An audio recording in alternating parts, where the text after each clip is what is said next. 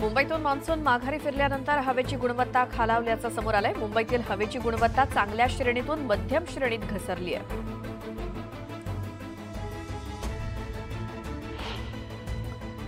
उपमुख्यमंत्री देवेंद्र फडणवीस रत्नागिरी दौऱ्यावरती आहेत। मंडणगड शिरगाव हेलिपॅडवरती भाजप कार्यकर्त्यांनी फडणवीसांचं जंगी स्वागत केलं।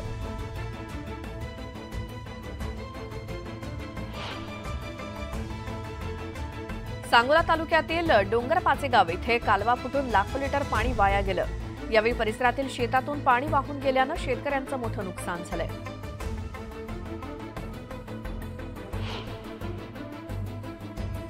पुण्यातील शिरूर आणि मावळ लोकसभा मतदारसंघासाठी मनसेनं आढावा बैठक घेतली। यावेळी भोसरी, पिंपरी आणि चिंचवड येथील 300 जणांचा पक्षप्रवेश देखील पार पडला।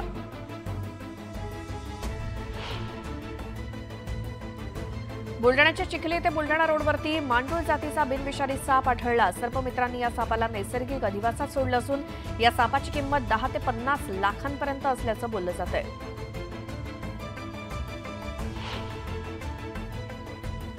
नाशिकच्या मनमाड लासलगाव बाजार समितीत बाजरीला चांगला भाव मिळतोय आणि बाजार समितीत सध्या बाजरीची प्रति क्विंटल सरासरी 2230 रुपये दरानं विक्री होतीये। सिक्कीममध्ये झालेल्या ढगफुटीमुळे आलेल्या पुरात वाहून गेल्यानं बीड जिल्ह्यातील काकडहिरा गावचे जवान पांडुरंग तावरे शहीद झालेत। उद्या काकडहिरा इथे लष्करी इतमामात अंत्यसंस्कार करण्यात येतील। जळगाव भुसावळ दरम्यान नशिराबाद टोलनाक्यावरती फास्टॅग स्कॅन न झाल्यानं एसटी बसचा 1.5 तास खोळंबा झाला। त्यामुळे प्रवाशांनी प्रशासनाविरोधात तीव्र रोष व्यक्त केला। हिंगोली ते अकोला महामार्गावरती आडगाव फाटा येथे महावितरण विरोधात रास्ता रोको आंदोलन करण्यात आले। या प्रकरणी 20 ते 22 आंदोलकांविरोधात गुन्हा दाखल झाला।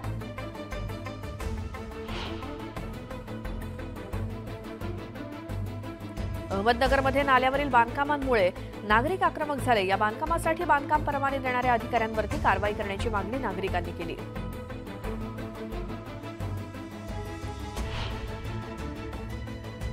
मनोज जरांगे पाटील उत्तर महाराष्ट्र दौऱ्यावर असून अहमदनगरमध्ये त्यांची सभा झाली। आम्ही मागणीवरती ठाम आहोत आणि मराठ्यांना आरक्षण मिळालंच पाहिजे, त्यामुळे सरकारनं कायदा पारित करावा अशी मागणी जरांगे पाटलांनी केली।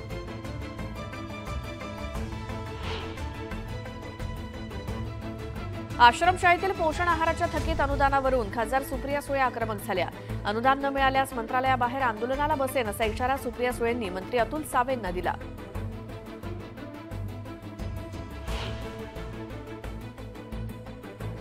जळगावात मुक्ताईनगर ते बोदवड मार्गावरील पाणीपुरवठा करणाऱ्या जलवाहिनीच्या वॉलमधून हजारो लिटर पाण्याची नासाडी होतीये। पाणीपुरवठा विभागानं या प्रश्नाकडे लक्ष द्यावं अशी मागणी स्थानिकांनी केली।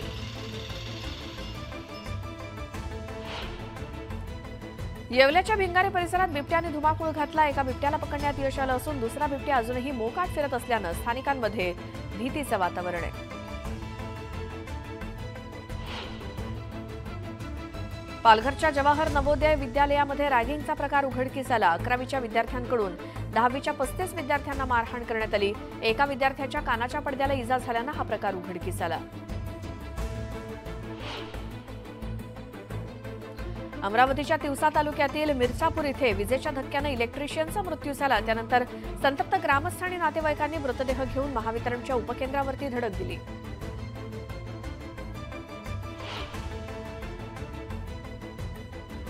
मुंबईच्या पवई परिसरात भटक्या कुत्र्यांनी धुमाकूळ घातला। 5 भटक्या कुत्र्यांनी एका पोस्टमनवरती हल्ला केला असून या जखमी पोस्टमनवरती रुग्णालयात उपचार सुरू आहेत।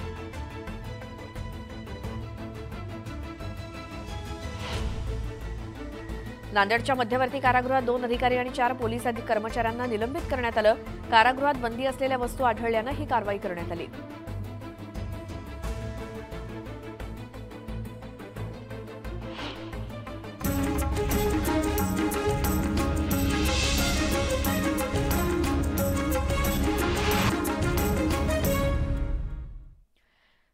नमस्कार, मी श्वेता, तुम्ही पाहताय न्यूज 18 लोकमत। दुपारचे 12 वाजता आहेत। महाराष्ट्र अनलिमिटेड मध्ये तुमचं स्वागत। सविस्तर घडामोडी पाहूयात, मात्र त्याआधी हेडलाईन्स।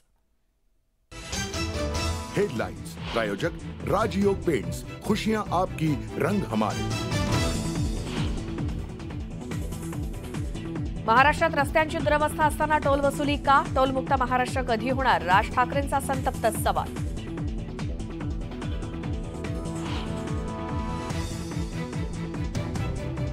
येत्या 2 ते 4 दिवसात मुख्यमंत्र्यांची भेट घेऊन टोल दरवाढीच्या मुद्द्यावरती बोलणार. राज ठाकरेंची पत्रकार परिषदेत माहिती.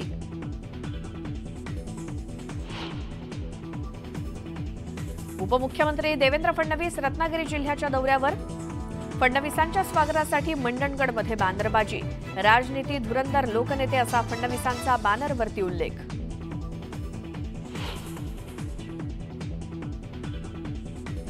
घाटकोपर उद्यानात लावलेल्या गुजराती बोर्डाची बॅनरची ठाकरे गटाकडून तोडफोड. मारू घाटकोपर असा बोर्ड काढून माझं घाटकोपर असा बोर्ड लावला.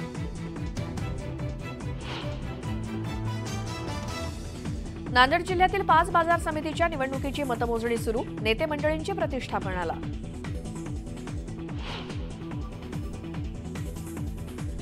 इस्रायल हमासमध्ये युद्धाचा भडका. हल्ल्यातील मृतांची संख्या 300च्या वर तर 1590 जण जखमी.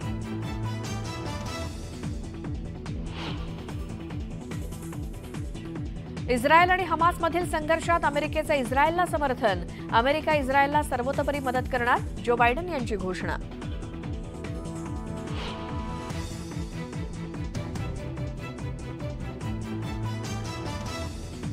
गगनयान मिशनची तयारी अंतिम टप्प्यात. इस्रोकडून तयारीचे खास फोटो शेअर. महिना अखेरपर्यंत प्रक्षेपण केलं जाण्याची शक्यता.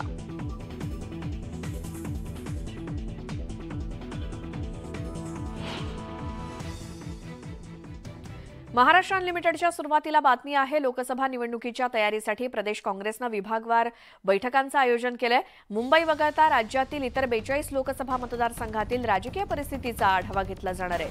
या पार्श्वभूमीवर आज नाना पटोले यांच्या अध्यक्षतेखाली आढावा बैठक होईल आणि महाराष्ट्र प्रदेश काँग्रेस कमिटीचे अध्यक्ष नाना पटोले यांच्या उपस्थितीत होणाऱ्या बैठकीला सुशीलकुमार शिंदे, पृथ्वीराज चव्हाण, प्रणिती शिंदे, सतेज पाटील आणि विश्वजित कदम हजर असतील.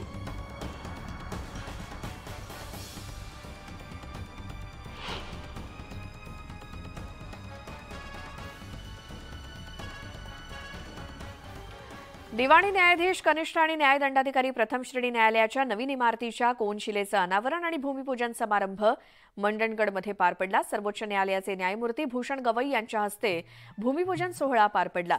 यावेळी उच्च न्यायालयाचे न्यायमूर्ती देवेंद्र कुमार उपाध्याय, उपमुख्यमंत्री देवेंद्र फडणवीस आणि उद्योगमंत्री उदय सामंत हे देखील मंडणगड तालुक्यातल्या या कार्यक्रमाला उपस्थित आहेत. न्यायमूर्ती श्री देवेंद्र कुमार उपाध्याय यांचेही मनपूर्वक स्वागत. माननीय देवेंद्रजी फडणवीस, उपमुख्यमंत्री तथा विधी व न्याय मंत्री महाराष्ट्र राज्य यांचेही मनपूर्वक स्वागत. पालक न्यायमूर्ती श्री माधव. मराठा आरक्षणासाठी लढा देणारे मनोज जरांगे पाटील अहमदनगर जिल्ह्याच्या दौऱ्यावरती आहेत. राहुरी शहरामध्ये आज ते जाहीर सभा घेणार आहेत. इथे कार्यकर्त्यांकडून त्यांचं जंगी स्वागत करण्यात आलं. फटाक्यांची आतषबाजी करत, जेसीबीतून फुलांची उधळण करत मनोज जरांगे पाटलांचं स्वागत झालं.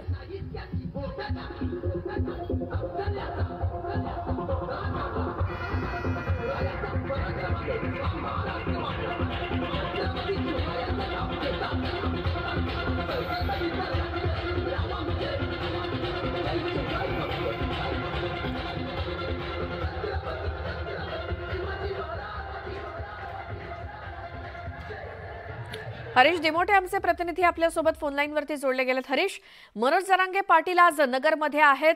कुठे कशा पद्धतीनं सभेचं नियोजन आहे?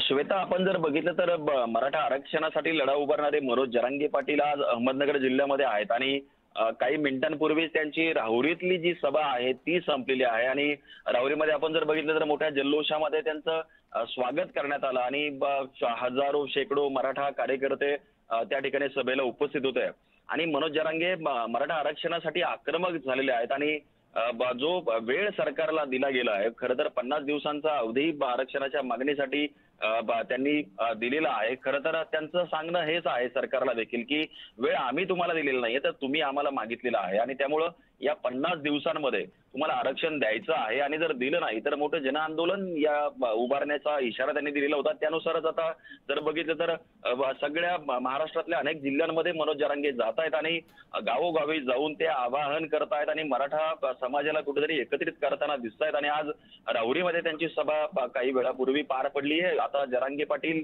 महसूल मंत्री राधाकृष्ण विखे पाटील यांच्या मतदारसंघाकडे निघालेले आहेत आणि कोलार असेल, लोणी असेल या ठिकाणी त्यांच्या गाठी भेटी होणार आहेत आणि त्यानंतर शिर्डी जवळच्या राहता शहरामध्ये त्यांची सभा पार पडते. कुठेतरी सगळीकडे जनजागृतीचं काम मनोज जरांगे यांच्याकडनं सुरू आहे आणि जो महाराष्ट्र पेटवला जो आहे तो आरक्षणाच्या मागणीसाठी मराठा समाज आज एकत्र झालेला दिसतोय. आणि आता या मागणी जी सरकारकडे जरांगेने केलेली आहे किंवा समाजाने केलेली आहे याकडे सरकार कसं बघतंय किंवा त्यांची मागणी पूर्ण होते का हे देखील बघावं लागणार आहे. मात्र जरांगेंना मोठा पाठिंबा नगर जिल्ह्यात देखील मिळताना दिसतोय आणि हे आरक्षण मिळणार का आणि नाही मिळालं तर हे आंदोलन आणखी पुढे किती तीव्र होणार हे पाहणं महत्त्वाचं ठरणार आहे. बिलकुल हरीश, धन्यवाद सगळ्या माहितीसाठी.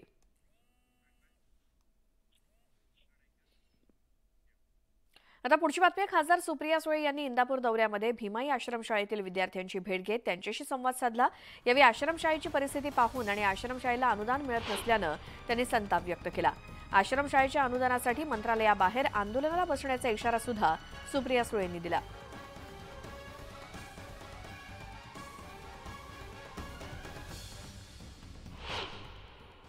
ही आश्रमशाळा आदरणीय पवार साहेबांनी एका प्रेमाच्या विश्वासाच्या नात्याने तुम्हाला दिली आहे आणि अतिशय चांगल्या पद्धतीने तुमचं कुटुंब ही शाळा चालवतं. त्याच्यात सातत्य राहिलं पाहिजे. आणि भारतरत्न डॉक्टर बाबासाहेब आंबेडकरांनी संविधानामध्ये तुम्हाला प्रत्येकाला शिक्षणाचा अधिकार दिलेला आहे. जर त्याच्या विरोधात कोणी चुकीचं संविधानाच्या विरोधात करत असेल तर त्या सरकारच्या विरोधात ताकदीने आपण लढलं पाहिजे. सगळी पोरं मंत्रालयाच्या मुख्यमंत्र्याच्या घरी घेऊन जाऊ आणि कोणाला हलू देणार नाही. घेराव घालू त्या मंत्रालयाला.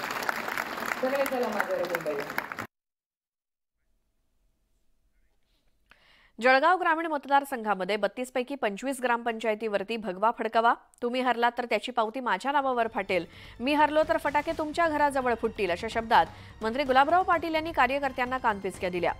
जळगावात शिवसेनेची आढावा बैठक पार पडली त्यावेळी ते बोलत होते. जिल्हा परिषद पंचायत समिती सुद्धा ताकदीनं लढू असं सांगत मंत्री गुलाबराव पाटील यांनी कार्यकर्ते आणि पदाधिकाऱ्यांना कामाला लागण्याच्या सूचना दिल्या. आतापर्यंत मी माझी निवडणूक लढायच्या पहिले तुमची निवडणूक लढणार आहे. त्यामुळे तुमची निवडणूक ही माझी निवडणूक असते. कारण की तुम्ही हारल्यावर माझ्याच नावावर पावती येते. त्यामुळे तुम्ही हारले तर ती पावती माझ्यावर पटेल. पण जर मी हारलो तर फटाका तुमच्या घरापाशी फुटेल. दोघांचं सारखं आहे.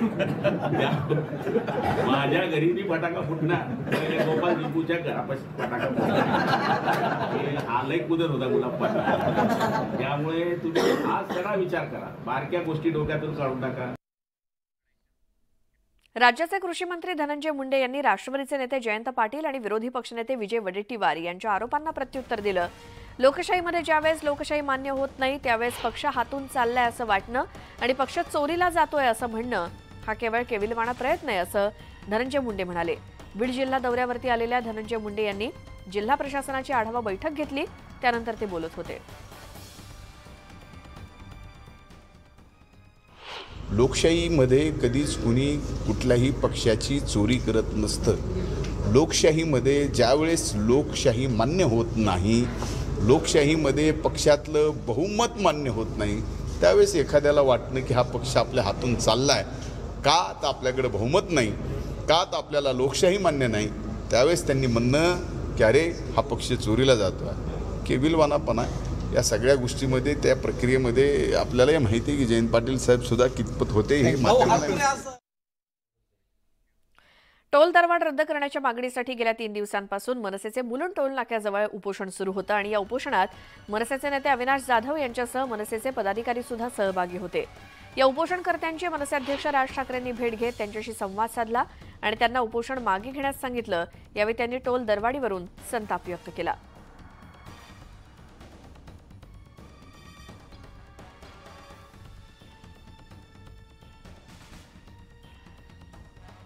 गेल्या कित्येक दिवसांपासून उपोषण सुरू होतं मनसेच्या नेत्यांचं.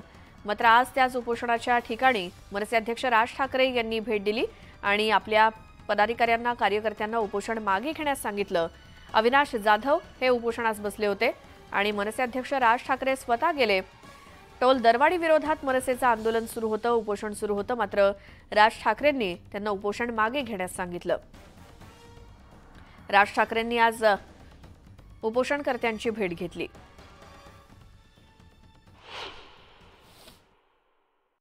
त्याच वेळेला तुम्हाला आठवत असेल तर शिवसेना आणि भारतीय जनता पक्षांची ज्यावेळेला त्यांचा जाहीरनामा आला होता, त्या जाहीरनाम्यामध्ये त्यांनी जाहीर केलं होतं की आम्ही टोलमुक्त महाराष्ट्र करू म्हणून. टोलमुक्त महाराष्ट्र करू म्हणून त्यांनी त्यांच्या जाहीरनाम्यामध्ये सांगितलं होतं आणि 2014ला पण सांगितलं होतं, 2017ला पण सांगितलं होतं.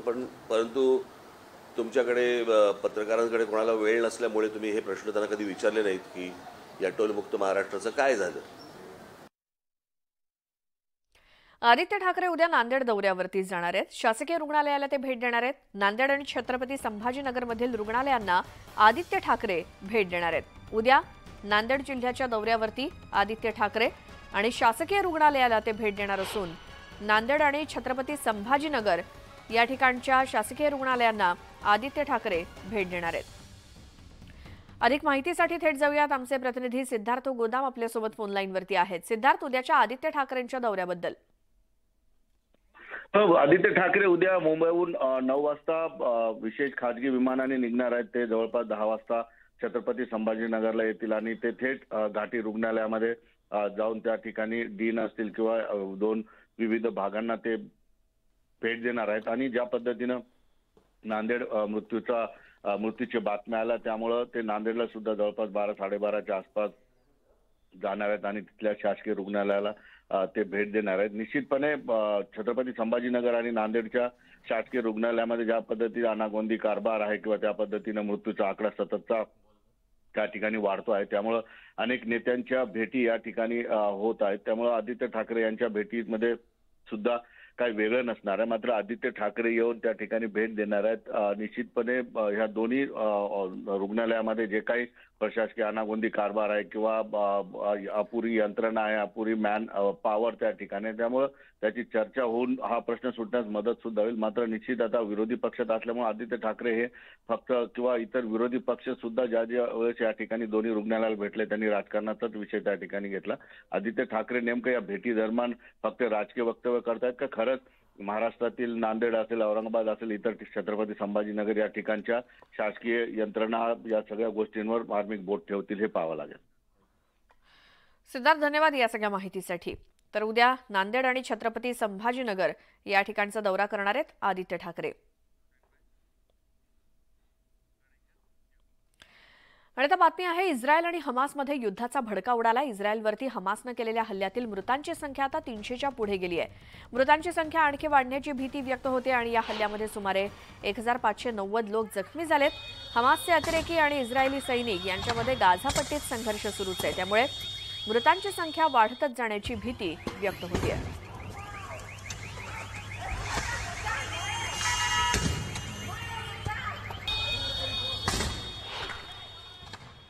इस्रायल आणि हमासमधला संघर्ष हा निश्चितपणे चिघळण्याची शक्यता आहे.